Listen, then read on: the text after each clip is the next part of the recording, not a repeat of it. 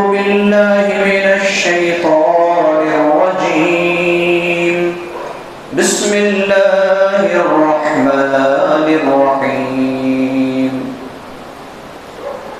قل يا عبادي الذين أسرفوا على أنفسهم لا تقنطوا من رحمة الله إن الله يغفر الذنوب جميعا إنه هو الغفور الرحيم وقال النبي صلى الله عليه وسلم كل بني آدم خطاؤون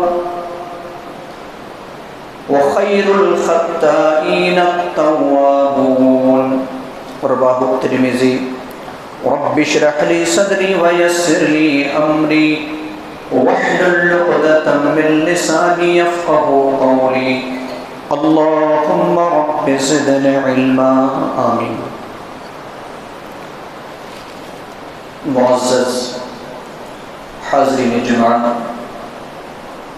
بزرگوں، عزیز ساتھیوں، پیارے بچوں اور پردہ نشین خواتین اسلام، ماں اور بہنوں،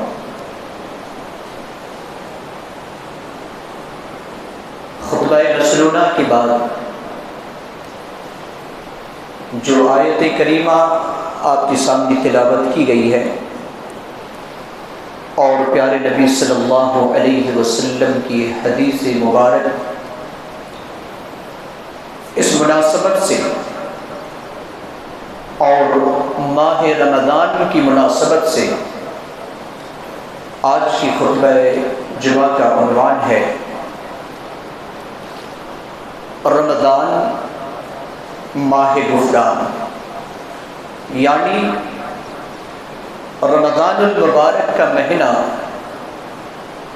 مغفرت کا مہینہ ہے، توبہ و استغفار کا مہینہ ہے۔ مغفرت اور توبہ سے اس مہینے کا ایک اہم تعلق ہے۔ چند احادیث مبارکہ آپ سماعت فرمائیں۔ سب سے پہلی حدیث صحیح بخاری کی ہے، حدیث نمبر 37۔ پیارے رسول صلی اللہ علیہ وسلم فرماتے ہیں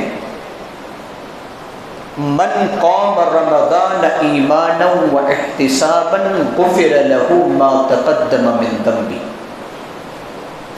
جس نے رمضان المبارک کے اس مہینہ میں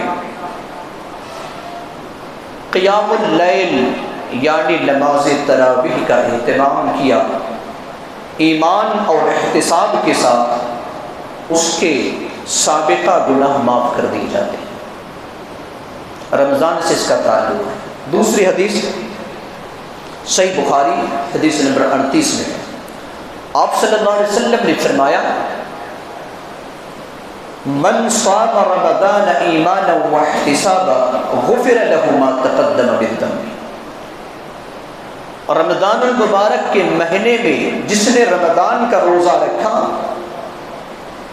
ایمان اور احتساب کے ساتھ، اس کے گناہ معاف کر دیے جاتے ہیں۔ تیسری حدیث سنن نسائی کی ہے، حدیث نمبر 2206 من قام لیلۃ القدر ایمانا واحتسابا غفر له ما تقدم من ذنبه، جس نے لیلۃ القدر میں شب بیداری کی ایمان اور احتساب کے ساتھ، اس کے سابقہ گناہ معاف کر دی جاتے ہیں۔ چوتھی حدیث صحیح ابن حبان کی حدیث نمبر 420، مشہور حدیث، پیارے آقا علیہ السلام منبر رسول پر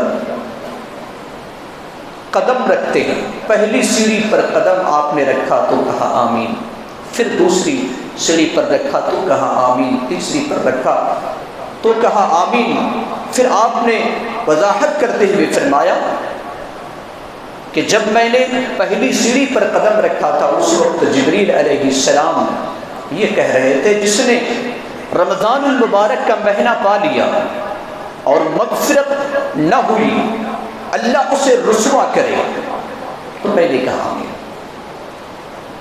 اسی طریقے سے اور ایک حدیث مشہور حدیث ہے، سیدہ عائشہ صدیقہ رضی اللہ عنہا فرماتی ہیں کہ اللہ کے رسول صلی اللہ علیہ وسلم اگر میں لیلۃ القدر پالوں تو کون سی دعا پڑھوں؟ تو آپ صلی اللہ علیہ وسلم نے فرمایا کہو اللہم انک عفو تحب العفو فاعف عنی، اے اللہ تو معاف کرنے والا ہے، معافی کو پسند فرماتا ہے، مجھے معاف فرما دے۔ تو گویا کہ مغفرت کا رمضان المبارک سے گہرا تعلق اور رشتہ ہے۔ آئیے ہم اور آپ انسان ہیں، اور انسان سے گناہ کا سرزد ہونا یہ فطرت ہے۔ اللہ کے رسول صلی اللہ علیہ وسلم فرماتے ہیں، سنن ترمذی حدیث نمبر 2499، کل بنی آدم خطا وخیر الخطائین التوابون، آدم کی تمام اولاد خطا کار ہے اور بہترین خطا کار وہ ہے جو کثرت سے توبہ کرنے والی ہے۔ تو یہ مہینہ استغفار اور توبہ کا بھی ہے۔ اللہ تبارک و تعالیٰ نے سورہ نور آیت نمبر 31 میں اہل ایمان سے خطاب کرتے ہوئے کہا توبوا الی اللہ جمیعا ایھا المؤمنون لعلکم تفلحون، اے ایمان والو تم سب کے سب اللہ کی طرف رجوع کرو تاکہ تم کامیاب ہو جاؤ، توبہ کرو تاکہ تم کامیاب ہو جاؤ۔ سورہ تحریم کی آیت نمبر 8 میں اللہ رب العالمین نے فرمایا یا ایھا الذین آمنوا توبوا الی اللہ توبۃ نصوحا، اے ایمان والو تم سب کے سب اللہ کی بارگاہ میں خالص اور سچی توبہ کیا کرو۔ پیارے نبی صلی اللہ علیہ وسلم کا معمول دیکھیے، صحیح بخاری 6307 نمبر کی حدیث، آپ صلی اللہ علیہ وسلم فرماتے ہیں واللہ انی لاستغفر اللہ واتوب الیہ فی الیوم اکثر من 70 مرہ، میں دن و رات میں ایک دن میں 70 مرتبہ سے زیادہ استغفار کرتا ہوں۔ صحیح مسلم حدیث نمبر 2702 میں یا ایھا الناس توبوا الی اللہ فانی اتوب فی الیوم الیہ 100 مرہ، اے لوگوں تم سب کے سب توبہ کرو کیونکہ میں ایک دن میں 100 مرتبہ توبہ کرتا ہوں۔ صحیح بخاری کی روایت 70 مرتبہ سے زیادہ، صحیح مسلم کی روایت 100 مرتبہ۔ ذرا بتائیے وہ نبی جس کے بارے میں اللہ تبارک و تعالی آسمان سے اعلان کر رہا ہو لِيَغْفِرَ لَكَ اللَّهُ مَا تَقَدَّمَ مِن ذَنبِكَ وَمَا تَأَخَّرَ، اے نبی صلی اللہ علیہ وسلم آپ کی شخصیت یہ ہے کہ اللہ رب العالمین نے آپ کے اگلے پچھلے تمام گناہوں کی مغفرت کا اعلان کر دیا۔ وہ نبی 70 سے زائد 100 مرتبہ توبہ کرے تو ہم ایک سیکنڈ میں نہ جانے کتنے گناہوں کو انجام دیتے ہیں۔ ہمیں کتنی توبہ کرنی چاہیے، کتنا استغفار کرنا چاہیے۔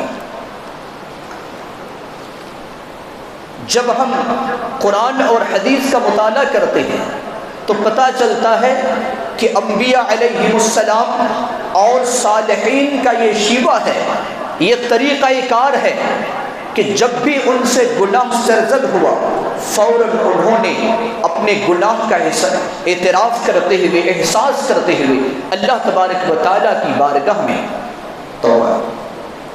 ابو البشر سیدنا آدم علیہ السلام اور انسانیت کی ماں حوا علیہ السلام سے جب غلطی کا ارتکاب ہو گیا، احساس ہوا کہ ہم نے غلطی کی ہے، فوراً اللہ رب العالمین نے جو کلمات سکھائے ان کلمات کے ذریعے سے دعا کی، جس کو اللہ تبارک و تعالیٰ نے سورہ اعراف کی آیت نمبر 23 میں نقل کیا ہے ربنا ظلمنا انفسنا وان لم تغفر لنا وترحمنا لنكونن من الخاسرین، اے پروردگار عالم ہم نے اپنے نفس پر ظلم کیا ہے، اگر تو ہمیں معاف نہ کرے، ہم پر رحم نہ کرے تو ہم نقصان اٹھانے والوں میں سے ہو جائیں۔ فوراً گناہ کا اعتراف رب کی بارگاہ میں، فوراً توبہ کیا، رجوع کیے اور پھر استغفار کیا۔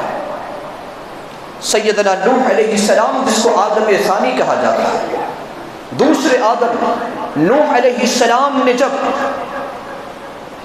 دیکھا کہ میرا بیٹا نافرمان کافر بیٹا ڈوب رہا ہے تو اللہ رب العالمین سے فریاد کی، اے پروردگار عالم، تو نے یہ کہا تھا کہ تیرے اہل کو میں بچا لوں گا، یہ تو میرا خونی رشتہ ہے، اس کے ساتھ میرا گہرا تعلق ہے، پھر میرے آنکھوں کے سامنے کیسے تو اسے غرق کر دیا، کیسے ڈبو دے گا؟ اللہ رب العالمین نے کہا کہ ایمان والے جو ہیں وہ تیرے اہل ہیں، یہ خونی رشتہ تیرا اہل نہیں ہے۔ جیسے ہی نوح علیہ السلام کو اس بات کا احساس ہوا کہ مجھ سے غلطی ہو گئی، فوراً اس نے اپنے رب سے دعا مانگی، اللہ رب العالمین سے دعا کی، جس کو اللہ رب العالمین نے سورہ ہود کی آیت نمبر 47 میں نقل کیا۔ قال رب انی اعوذ بک ان اسألک ما لیس لی بہ علم والا تغفر لی وترحمنی اکن من الخاسرین۔ اے پروردگار عالم، میں تیری پناہ میں آتا ہوں، ایک ایسا سوال کر دیا تجھے سے جس کا مجھے علم نہیں تھا، اگر تو مجھے معاف نہ کرے، مجھ پر رحم نہ کرے تو میں نقصان اٹھانے والوں میں سے ہو جاؤں۔ کہنے کا مطلب یہ ہے کہ یہ نبیوں کا جو شیوہ اور طریقہ ہے وہ یہ ہے کہ وہ جب بھی ان سے غلطی کا احساس ہوا اور انہوں نے اعتراف کیا، فوراً اللہ کی طرف رجوع کیے۔ موسیٰ علیہ السلام، یونس علیہ السلام، اور اسی طریقے سے اللہ کے رسول صلی اللہ علیہ وسلم سے ایک مرتبہ سیدنا ابو ہریرہ رضی اللہ، حضرت ابو بکر صدیق رضی اللہ عنہ نے کہا، کیا کہا؟ اے اللہ کے رسول علمنی دعاء ادعو بہ فی صلاتی، اللہ کے رسول صلی اللہ علیہ وسلم مجھے کچھ دعا سکھائیے جو میں نماز میں اس کے ذریعے سے دعا کروں۔ تو اللہ کے رسول صلی اللہ علیہ وسلم نے فرمایا، قل، آپ کہیے، اللہم انی ظلمت نفسی ظلما کثیرا ولا یغفر الذنوب الا انت فاغفر لی مغفرۃ من عندک وارحمنی انک انت الغفور الرحیم۔ یہاں پر بھی اپنے گناہوں کے اعتراف کے ساتھ اللہ کی طرف رجوع کرنے اور استغفار کی بات اللہ کے رسول صلی اللہ علیہ وسلم نے سکھلائی۔ اس سے پتہ چلتا ہے کہ انبیاء علیہ السلام کا یہ طریقہ تھا، اور بہت ساری مثالیں آپ کو مل جائیں گی جنہوں نے اپنے گناہوں کا اعتراف کیا۔ بعض لوگوں نے تو اپنے ایمان کی انتہا کا ثبوت دیتے ہوئے اپنے آپ کو اس دنیا سے الوداع بھی کہا۔ ایک روایت موجود ہے صحیح مسلم حدیث نمبر 1695، بہت ہی مشہور و معروف حدیث ہے۔ آج میں اس حدیث کو صرف اس وجہ سے بیان کر رہا ہوں تاکہ ہم اپنے گناہوں کا، کتنے بڑے بڑے گناہوں کو ہم انجام دیتے ہیں، اس کے باوجود ان گناہوں کو ہم اعتراف نہیں کرتے، ان کا ہمیں احساس بھی نہیں ہوتا، ہم اللہ کی بارگاہ میں رجوع نہیں کرتے، اللہ کی بارگاہ میں معافی نہیں مانگتے۔ لیکن دیکھیے صحابہ کرام کی کیسی مثال موجود ہے، ایک مرد حضرات کے لیے، اور دوسری جو روایت ہے، بلکہ دوسرا جو واقعہ ہے وہ ہماری ماں اور بہنوں کے لیے بہت ہی مشہور، آپ نے بارہا سماعت فرمایا ہوگا۔ سیدنا بریدہ رضی اللہ عنہ فرماتے ہیں، صحیح مسلم کی روایت، ماعز بن مالک اسلمی رضی اللہ عنہ نبی صلی اللہ علیہ وسلم کی خدمت میں آتے ہیں، حاضر ہوتے ہیں اور کہتے ہیں، یا رسول اللہ طہرنی، اللہ کے رسول صلی اللہ علیہ وسلم مجھے پاک کر دیجئے، مجھے پاک کر دیجئے۔ اللہ کے رسول صلی اللہ علیہ وسلم فرماتے ہیں، ویحک ارجع فاستغفر اللہ واتب الیہ، افسوس ہے تجھ پر، تو لوٹ جا، استغفار کر، توبہ کر لے۔ ماعز بن مالک نبی کا یہ فرمان سن کر کے اپنے گھر کی طرف جاتے ہیں، پھر تھوڑی دور پہنچنے کے بعد پھر واپس آتے ہیں، پھر وہی کہتی یا رسول اللہ طہرنی، مجھے پاک کیجیے۔ آپ وہی جواب دیتے ہیں افسوس ہے تجھ پر، تو لوٹ جا، استغفار کر، توبہ کر لے۔ پھر وہ جاتے ہیں، 1 2 مرتبہ نہیں 4 مرتبہ جب ایسا واقعہ ہو گیا تو اللہ کے رسول صلی اللہ علیہ وسلم فرماتے فیما اطہرک، میں تجھے کس چیز سے پاک کروں، کس چیز سے پاک کروں؟ اس نے کہا من الزنا، بدکاری سے، مجھ سے ایک بہت بڑی غلطی ہو گئی ہے، بدکاری ہو گئی ہے مجھ سے، زنا ہو گیا ہے مجھ سے، اتنی بڑی غلطی ہو گئی ہے۔ اللہ کے رسول صلی اللہ علیہ وسلم صحابہ کرام سے سوال کرتے ہیں کہ اس کا دماغی توازن درست تو ہے؟ ماعز بن مالک اسلمی کا صحابہ کرام کی طرف سے جواب آتا ہے ہاں اللہ کے رسول صلی اللہ علیہ وسلم، اس کا دماغی توازن بالکل درست ہے۔ آپ نے دوسرا سوال کیا کیا یہ شراب پی کر تو نہیں ہے؟ کیونکہ جب انسان شراب پیتا ہے تو کچھ بھی بولتا ہے۔ ایک صحابی رسول، بعض روایت کے اندر آتا ہے کہ ایک صحابی رسول اٹھتے ہیں، اس کے منہ کو سونگتے ہیں، شاید کہ انہوں نے شراب پی لی۔ اللہ کے رسول نہیں، یہ بندہ شرابی بھی نہیں ہے۔ اللہ کے رسول صلی اللہ علیہ وسلم حکم کرتے ہیں، چونکہ شادی شدہ ہے، حکم کرتے ہیں اسے رجم کر دیا جاتا ہے، اسے سنسار کر دیا جاتا ہے، پتھر مار مار کر ہلاک کر دیا جاتا ہے۔ ایسی صورت میں صحابہ کرام کی 2 جماعت بن جاتی ہیں۔ بعض کہتے ہیں کہ ماعز بن مالک اسلمی جیسی توبہ اور کس کی ہو سکتی ہے، جنہوں نے اپنے گناہ کا اعتراف کیا اور اپنی زندگی کو موت میں تبدیل کرنا گوارا کیا، اس سے بہتر شخص اور کون ہو سکتا ہے؟ ایک گروہ کہتا ہے کہ وہ تو انہوں نے بدکاری کر لی ہے، وہ اچھا انسان نہیں ہے۔ 2-3 دن کے بعد پیارے رسول صلی اللہ علیہ وسلم آتے ہیں اور ماعز بن مالک اسلمی کے بارے میں فرمان جاری کرتے ہیں صحابہ کرام کے درمیان، کہتے ہیں کہ استغفروا لے ماعز بن مالک اسلمی، اے میرے ساتھیوں ماعز بن مالک اسلمی کے حق میں استغفار کرو۔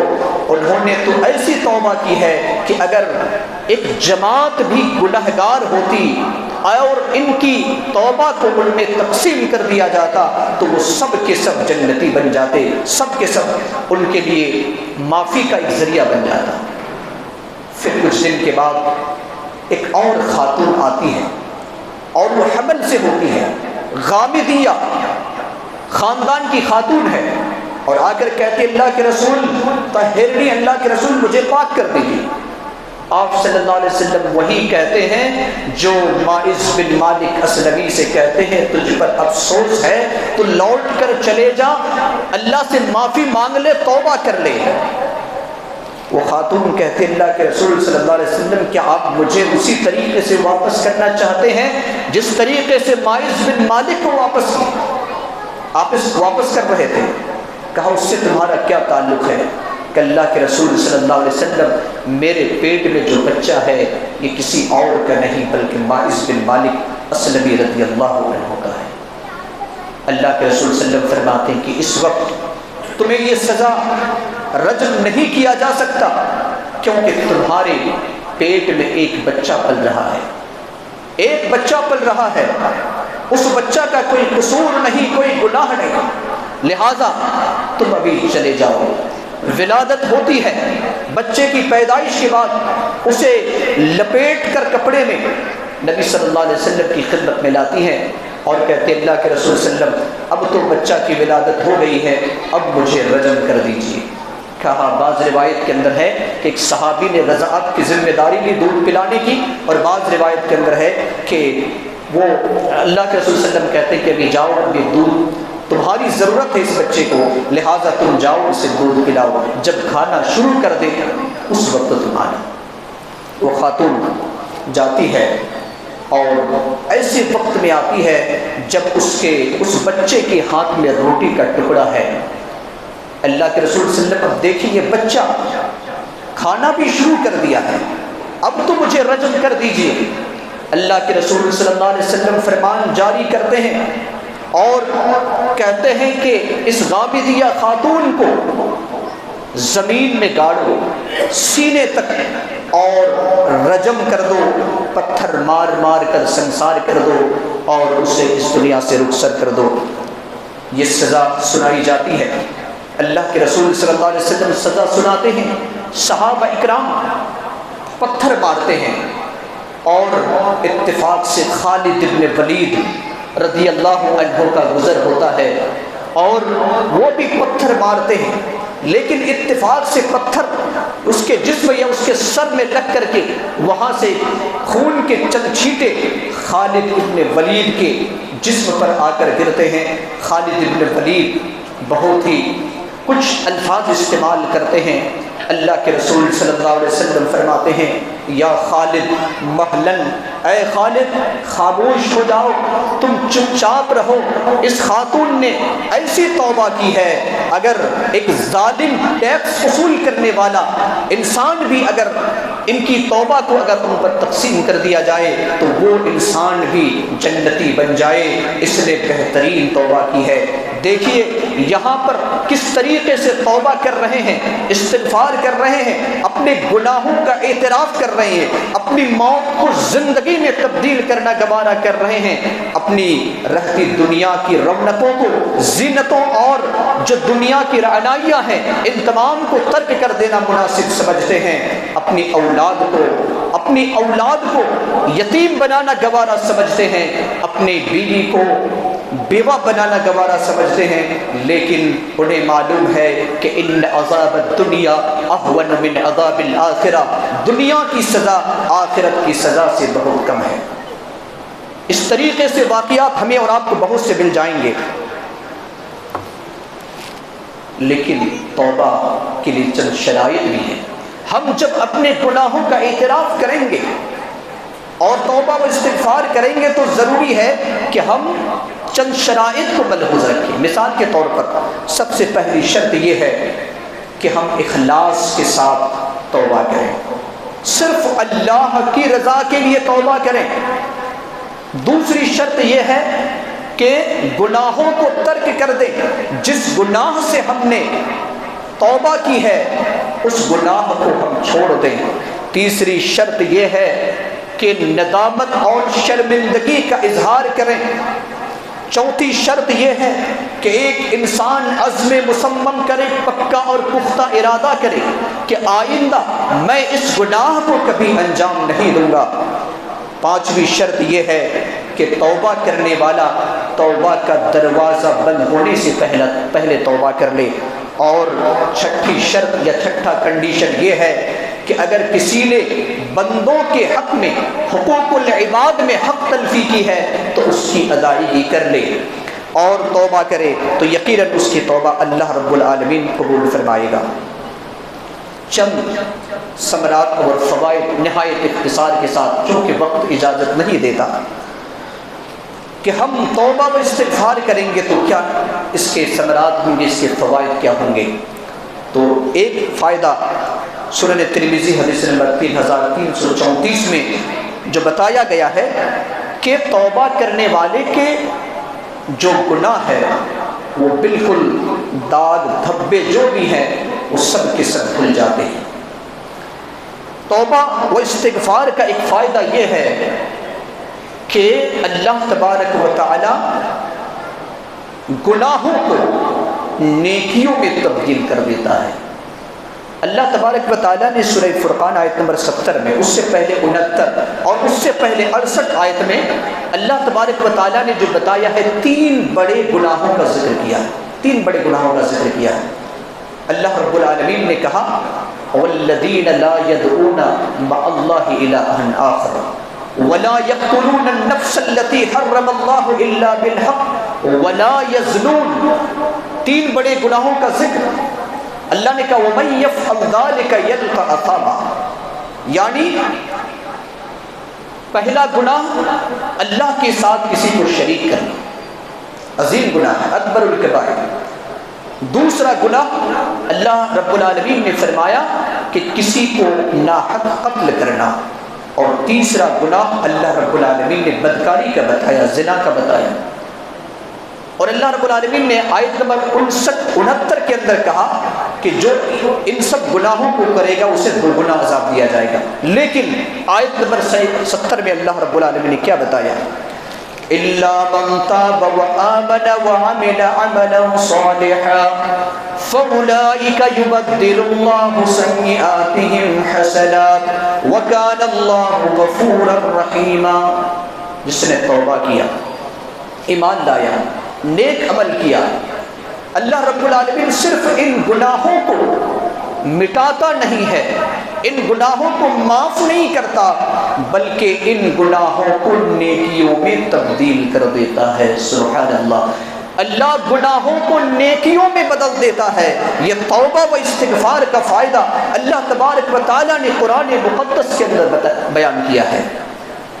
یعنی ہمارے جو گناہ ہے، اگر ہم اس گناہ سے توبہ کریں گے تو اس گناہ کو مٹائے گا نہیں، بلکہ اس کو وائٹ منی میں تبدیل کر دے گا۔ ایک فائدہ یہ ہے کہ جو بندہ کثرت سے توبہ کرتا ہے وہ بندہ اللہ کا محبوب اور چہیتا بن جاتا ہے، پیارا بن جاتا ہے۔ اللہ تبارک و تعالیٰ نے سورہ بقرہ کی آیت نمبر 222 میں فرمایا ان اللہ یحب التوابین، اللہ تبارک و تعالیٰ کثرت سے توبہ کرنے والوں سے محبت کرتا ہے۔ اللہ تبارک و تعالیٰ ایک فائدہ سورہ نوح کے اندر کئی فوائد کا ذکر کیا، آیت نمبر 10، 11 اور 12 میں سیدنا نوح علیہ السلام کا ذکر کرتے ہوئے نوح علیہ السلام نے کیا کہا؟ فَقُلْتُ اسْتَغْفِرُوا رَبَّكُمْ إِنَّهُ كَانَ غَفَّارًا يُرْسِلِ السَّمَاءَ عَلَيْكُمْ مِدْرَارًا وَيُمْدِدْكُمْ بِأَمْوَالٍ وَبَنِينَ وَيَجْعَلْ لَكُمْ جَنَّاتٍ وَيَجْعَلْ لَكُمْ مَنْهَارًا۔ میں نے اے پروردگار عالم اپنی قوم سے کہا کہ تم استغفار کرو، استغفار کرو گے آسمان کو برستا ہوا اللہ رب العالمین چھوڑ دے گا، بارش ہوگی، مال اور اولاد میں اللہ رب العالمین اضافہ فرمائے گا، تمہاری نہروں کو جاری کر دے گا، تمہارے باغوں کے اندر ہریالی لائے گا۔ اللہ رب العالمین نے یہ فوائد توبہ و استغفار کا بتایا ہے۔ اسی طریقے سے ایک فائدہ یہ بھی بتایا گیا ہے قرآن کے اندر جو سورہ نوح کے اندر، سورہ انفال آیت نمبر 33 کے اندر ہے، اللہ رب العالمین نے فرمایا وَمَا كَانَ اللَّهُ مُعَذِّبَهُمْ وَهُمْ يَسْتَغْفِرُونَ، اللہ رب العالمین لوگ اگر استغفار کر رہے ہیں تو اپنے عذاب کو نازل نہیں کرتا، اور جو اللہ کے قریب حاملین عرش، وہ فرشتے جو اللہ کے عرش کو اٹھائے ہوئے ہیں، وہ فرشتے ان کے حق میں دعا کرتے ہیں جو توبہ و استغفار کرنے والے ہیں۔ اور اسی طریقے سے اللہ رب العالمین نے جو فرمایا سورہ زمر آیت نمبر 53 کے اندر، اپنی بات کو کہہ کر ختم کرنا چاہوں گا۔ کہنے کا مطلب یہ ہے مسلمانوں کہ اللہ تبارک و تعالیٰ نے رمضان المبارک کا عظیم مہینہ ہمیں نصیب فرمایا ہے۔ ہماری گناہوں کی مغفرت نماز تراویح کو قرار دیا، روزہ کو قرار دیا، لیلۃ القدر میں شب بیداری کو قرار دیا، رمضان کے مہینہ کو قرار دیا، اور شب قدر میں جو دعا پڑھی جائے گی اس دعا میں بھی اسی اللہ سے معافی اور تلافی کی بات کہی گئی ہے۔ اگر کوئی انسان اللہ رب العالمین کی رحمت سے مایوس، اللہ رب العالمین کی رحمت سے نا امید ہو چکا ہے، اللہ رب العالمین کتنے ہی پیارے انداز میں اپنے بندے کو خطاب کر رہا ہے۔ اللہ رب العالمین نے سورہ زمر کی آیت نمبر 53 میں ارشاد فرمایا قُلْ يَا عِبَادِيَ الَّذِينَ أَسْرَفُوا عَلَىٰ أَنفُسِهِمْ لَا تَقْنَطُوا مِن رَحْمَةِ اللَّهِ إِنَّ اللَّهَ يَغْفِرُ الذُّنُوبَ جَمِيعًا إِنَّهُ هُوَ الْغَفُورُ الرَّحِيمُ۔ اللہ رب العالمین کا کتنا پیارا انداز ہے اس آیت میں۔ اللہ نے کیا کہا؟ اے نبی آپ کہہ دیجئے یا عبادی الذین اسرفوا علی انفسہم، اے میرے وہ بندوں جنہوں نے اپنے اوپر ظلم کیا ہے۔